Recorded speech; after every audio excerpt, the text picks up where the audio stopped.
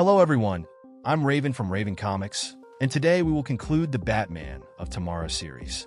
This will be the last comic we upload about this character and his interactions with the heroes of the present.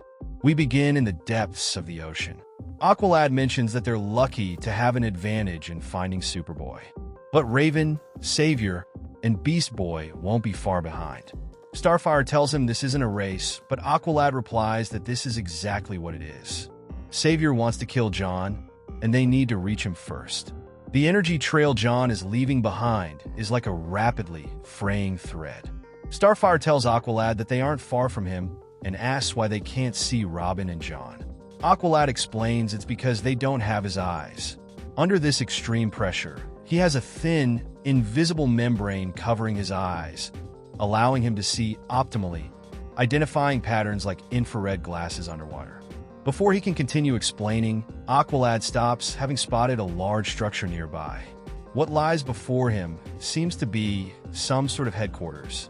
He also sees Robin's underwater transport from the Titan's tower. Starfire and Kid Flash are right above him on the surface. They're heading downward fast, so he prepares to breach the pressure zone. Starfire hopes they can get in on time.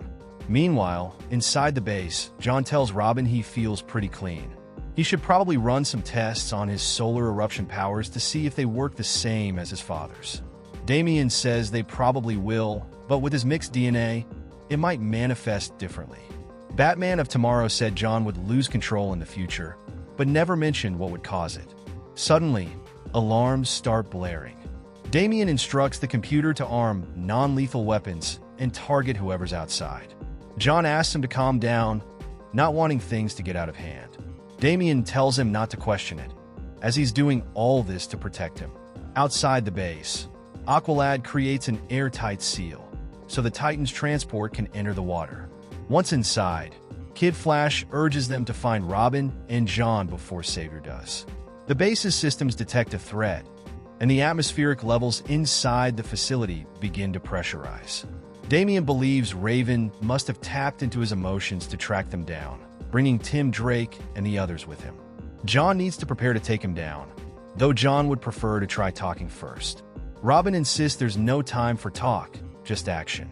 The Super Sons prepare to fight, while the rest of the young Titans are confused. They came here to help, not fight. Damian lashes out at Aqualad, tying him up with a rope that tightens the more he struggles. Meanwhile, John lands a powerful punch on Kid Flash, sending him crashing into Starfire. Corey pushes him aside and then attacks Superboy. She tells John to stop and stand down. Meanwhile, Kid Flash makes his way toward Robin. Damian urges John to stop holding back and really fight, as their opponents aren't pulling any punches. Wally reaches Damian and tells him to shut up and listen. They're here to talk, not fight. Kid Flash grabs Damian, telling him he made a mistake letting him get close. Well, at least that's what Wally thought. In reality, he played right into Damian's plan. Robin releases a special gas he's been working on, designed for a potential battle against a rogue speedster. Since Wally volunteered for this, it'll slow him down for a few minutes. Aqualad, now furious, breaks free from the rope with great force, saying enough is enough. Starfire pleads with John to lower his defenses. John agrees, saying if they stop attacking him, he'll stop too. Jackson uses his powers, stating that everyone needs to cool down. He then launches water tornadoes at Robin and John. Now that everyone has calmed down, Starfire asks if they can finally talk. Damian says they won't hand over Superboy. For Kid Flash, that's not an issue, as they already agreed not to. Raven and Beast Boy are with Savior and are coming after John. There's no time to waste, so they devise a plan to avoid being caught. Meanwhile, in the Hypertime, the Titans of Tomorrow, Connor, Bart Allen, and Cassie, are trying to break through the time barrier to find their friend, Tim Drake. Tim's hand is like a chronal beacon, and none of this will end until they find him and reunite with him. His hand is pulling them toward various stops he's made in his journey to the past. Tim seems deranged and obsessed with changing the timeline. Bart knows his friend needs them, and soon they'll reach him. Back in the main timeline, Damian is upset with Aqualad's plan. It involves knocking them unconscious, the only way Reeve won't be able to track them. They'll disappear from his radar until they can get John to safety. Obviously, Damian refuses. There's no way he'll willingly let someone knock him out. Corey asks John if he agrees with Robin. Damian insists that John doesn't need to answer, as he's the one in charge. Superboy punches Damian, knocking him out and saying he does agree with the plan. Damian is now unconscious on the ground, and John gives them the coordinates for the Fortress of Solitude, the safest place he knows. He's not thrilled about this, but asks Kid Flash to make it quick before also falling unconscious. Later, we're at the Fortress of Solitude. Aqualad suggests they rest here, then gives them an ice-cold water bath. Both wake up, and Damian asks what's with all the water and why he didn't use any aromatic salts. Starfire hates to say this, but the Fortress of Solitude doesn't seem as safe as John thought. It looks like there was a recent battle here. Damian knows they shouldn't be here. He already told John this wasn't a safe place. John steps out to check the perimeter and finds his father trapped in a red Kryptonite capsule. John asks what happened to him. Who did this to him? Superman tells him he has to get away from here. This is red Kryptonite, which weakens them and affects them emotionally. The one responsible for this is Tim Drake, and he is going after him. John wants to take him out, but Superman tells him not to, as he will start losing his powers. Starfire asks Superman how they can help. The Man of Steel asks them to take John away so he can fight at full strength. If Tim returns, he then asks Aqualad to push the capsule under the ice. Starfire and Kid Flash hold John without any issues. Superman says his powers are weakened, and they shouldn't be able to hold him. Now, he asks Aqualad to start burying the capsule. This causes great fury in John, who once again erupts and releases a tremendous power, making everyone suffer from the impact of the explosion. The Titans of Tomorrow are about to arrive in this timeline. Superman manages to get out of the capsule and tries to help his son. John is in some kind of trance and cannot hear his father. John is creating some kind of emotional storm, and the others have arrived. John's emotional peak resonated like a bell. It seems like another nova. Savior comments that his body is weak after the last detonation, and this time he won't survive a second blast. Superman confronts Tim and asks what he did to his son. Savior tells him that John has the same solar eruption power, but he's half human and doesn't have the Kryptonian ability to control it. Superman must let this happen. If John dies today, millions will be saved tomorrow. Suddenly, the Titans of Tomorrow appear, and they are here for Tim. No matter where or when they are, they will take their companion back. That's all they can do. Bart mentions that the chronal energy infused into Tim Drake's hand may have pulled him through space-time. The problem is that his hand has a mind of its own and is guiding them toward a child about to explode. Cassie wonders why everyone here has to put their differences aside. No child will be in danger under her watch. Beast Boy transforms into a giant octopus and covers the energy that John is emitting. Robin is happy to know that Raven and Beast Boy have returned to their side. Raven says all they want to do right now is help John. Cassie asks Raven to lock him down and contain him as long as she can. She also wants her to put a shield over John and cover all that energy. Superman asks the two Flashes to run and spin in reverse to counter his polarity. Raven continues trying to lock him down, but John is taking everything she has. It's crucial not to let the energy sphere grow. Bart says they are doing their best. Wally is surprised to learn that they all know them. Tim's hand returns to him, preparing to complete his mission. The problem is that he's dissipating, and the chronal energy is attacking him in faster intervals. It could be a matter of seconds before the temporal void pulls him out of this time. So, he has to tell his Titans that there's nothing they can do to help him. Superman tells him they don't have time to worry about him. The sphere is growing, and they need to get to his son. Connor asks him to wait and asks who are inside that bubble. Superman tells him that inside is his son Jonathan, just 10 years old. He must enter that great sphere and save his son. Connor tells him they both need to save him. He failed him once and won't do it again. Superman agrees, and they both prepare. Meanwhile, Hypertime continues to try to pull the Tim Drake of tomorrow. Raven says she can no longer feel Superboy's presence. She won't be able to contain this power much longer. Damian lunges at Tim, telling him that all this is his fault. He's the one who ruined his timeline and killed them all. Savior says the containment isn't working. Superboy's solar power has become a separate identity. The two Flashes need to generate a circulation funnel with its exit point directed at Tim Drake. Damian asks what he's doing. Savior says he's doing what he has to. He's saving everyone and will take that great power with him. Savior asks Beast Boy to transform and Raven to drop her shield. Lastly, Cassie has to let go of her lasso. Suddenly, the energy goes with Tim Drake and he absorbs it. Now he's coming out of the darkness and heading into the light. John goes to his father and asks what happened. Superman tells him that someone fixed things, giving everything they had to save them. Meanwhile, in Hypertime, we see Savior with a big smile. During the journey, several key moments from the past appear, like Crisis on Infinite Earths, Time Crisis, Brightest Day, Dark Nights, and more. Savior knows this isn't over yet. He made a decision. The Superman inspired him. He absorbed John's solar flare and became the survivor he needed to be. The gift of life is all he has. It's all he can give for the moment. The here and now, nothing more, nothing less. No promises of a better tomorrow or a different yesterday. Just life in all its splendor and horror, its joy, bitterness, and complications.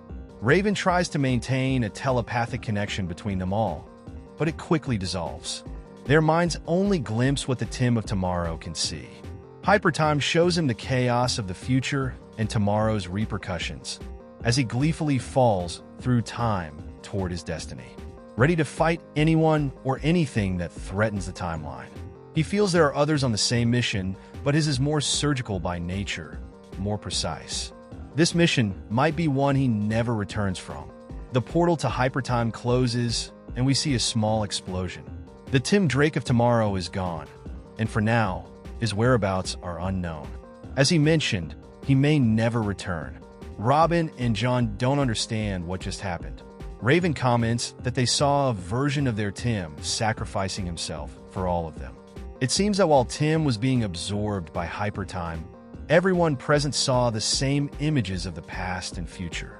Superman has another question that needs to be answered. Throughout this whole moment, they never had a chance to properly introduce themselves. Now, he needs to know who everyone present is and why this person in front of him is wearing an S as a symbol. Connor tells him they haven't met yet, but Superman once told him that when traveling through time to alternate realities, the less they say and do in that timeline, the better. For Superman, that sounds like good advice, and he regrets the loss of his friend. Cassie says that Tim Drake isn't dead. Now he's everywhere. He could be anywhere in time. Robin and John ask if they'll stay in this place. There's so much they could learn from them. Besides, many questions they could answer. Cassie tells them that's exactly why they can't stay. Whatever their path is, they must figure it out themselves. It's time to go. The way they'll return to their era is with residual reverse. They must use the speed force with which they arrived as a spring to return. The two Supermen say their goodbyes and wish each other a good journey. Bart Allen starts running, and within a few seconds, they disappear. Beast Boy comments that he knew that blonde girl, and he wishes he'd gotten her name. For Superman, this is for the best. Damian asks, the best for who? There's nothing wrong with knowing what comes next. That way, they could prepare to prevent what's coming. Wally says he has something better than their names. Starfire asks what he has, and Wally shows a photo he took when Alan was running. For Wally, this is really cool. He took it just before he left. Now they'll have a small keepsake. They all show some slight smiles, except Raven. For her, this is no small memory. Raven takes his cell phone and destroys it. Only a fool like Wally would do that and risk the timeline and more lives. Wally says he can download it from the cloud. Raven gets upset and tells him that everything that just happened is nothing to be happy or laugh about. A version of Tim Drake, someone close to them, has just sacrificed himself in front of everyone. Just a few minutes ago, they witnessed this tragedy, and Wally is taking selfies with a big smile on his face. Kid Flash apologizes, saying he wasn't thinking. Besides, he got excited seeing other heroes, especially that other Flash. Superman steps away with Robin and Yehan. It seems like Raven has some things to fix and asks for a moment alone with these two boys.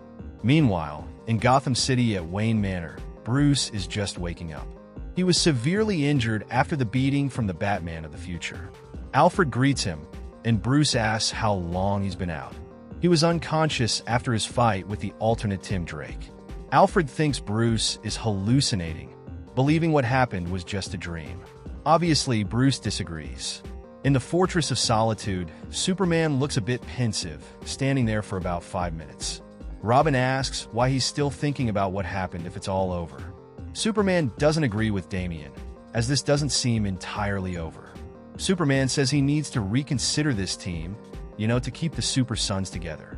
Damian knew this would happen sooner or later. Ever since they started working as a team, many tragedies have occurred. They're like a long-term catalyst for tragedies, and Jan always ends up involved in these problems. Clark is sure they don't understand his fear of letting them team up for more crime fighting. Damian tells him they're talking about a possible future that isn't set in stone. John tells his father they always act according to their own destiny. So, why make their own decisions? Superman says that John is right, but anything he can do here and now to ensure his son's future isn't affected, he'll act on it right away. Superman is his father and refuses to believe that John will destroy the future. Damian tells him that John's possible future has already been altered by the future Tim Drake. He absorbed the solar flare so that the future wouldn't be compromised. Superman says it's his future that worries him. He's sure John did this in the future to stop Damian. It might even mean he did everything he could to stop his friend. There's no way Superman will allow his son to go out of control. He has 2 jobs in this world. One is to protect the world to the best of his abilities, and the other is to raise and protect his son. Damian swears he will never put Jonathan in danger. Jan knows his friend is telling the truth. After all, he's been trying to protect him all this time, and the same goes for Damian. Whenever Damian is in danger, Jan will do everything he can to protect him. Damian promises Superman that in a 2-way street, Damian will be there to protect John. They'll stay close, being good friends through thick and thin. The real answer Superman needs to find is not to keep them apart, but to keep them together. They can learn by making their own decisions. Superman understands and asks John what made him so wise. John says it's from listening to his parents all the time, well, almost all the time. For Damian, that was way too much sugar. So much sweetness is going to give him diabetes. It's time to return to the Teen Titans. They seem a bit serious, and it looks like something is happening. Starfire mentions they need to have a meeting to talk about everything that happened. Xavier easily fractured them, so it's important to express their feelings to avoid risking their unity again. Though it seems like they'll have to hold their meeting outside the tower, because John destroyed it earlier. John promises to do whatever he can to rebuild it. Superman tells them not to worry. They'll have a temporary headquarters until their own is up and running again. Superman initiates a teleportation to the Justice League's headquarters. Suddenly, they all disappear. Later, we see them at the Justice League headquarters. Superman tells them they can use their meeting room for now. The Man of Steel will be in the monitoring hall. If they need any help, they can ask him with pleasure. The first to sit down is Damian, in his father's chair. Wally takes Flash's chair. Starfire takes Diana's. Raven uses Cyborg's chair. Beast Boy sits in the Green Lantern's chair, and John in none, since he doesn't belong to the team and will leave them to hold their meeting. John steps away, and Damian calls the meeting to order, proposing a vote for John to become a half-member of the Teen Titans, with the possibility of being a full member later, once he turns 13. Starfire has no doubt that Jonathan would make an excellent Titan. Superboy returns immediately and asks if there's anything he can do to convince them to vote for him. Damian tells him it's not necessary. John will leave them to vote in secret. They won't regret adding him to the team. He'll make a great Titan. Batman arrives in the meeting room.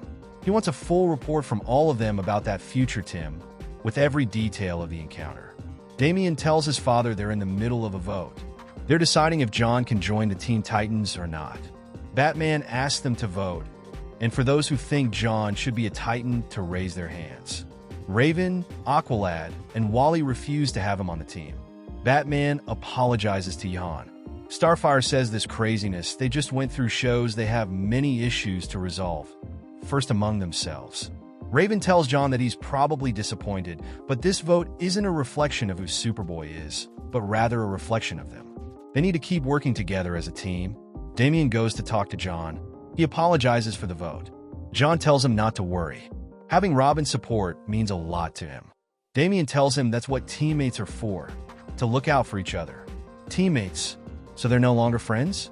Damian asks John not to ruin the moment. Just don't, and wait for a better tomorrow. Thank you very much for watching this video. Don't forget to comment, like, and subscribe for more content like this. I'm TJ Prime, and see you in the next video.